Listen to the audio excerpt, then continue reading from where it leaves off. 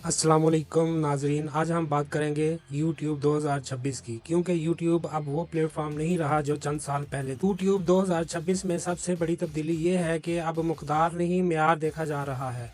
अब सिर्फ video upload करना काफ़ी नहीं, बल्कि नाजरीन को वीडियो पर रुकना, उसे मुतमिन करना और उसे दोबारा वापस लाना असल कामयाबी है।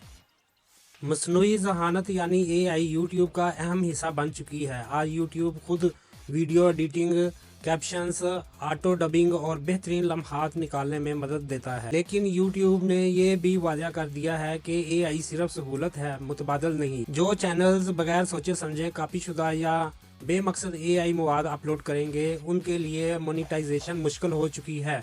2026 में एल्गोरिथम भी बदल चुका है। अब सब्सक्राइबर्स की तादाद कम अहम है, बल्कि वॉच टाइम, कमेंट्स और नाजरीन का रवैया ज़्यादा अहम होगा।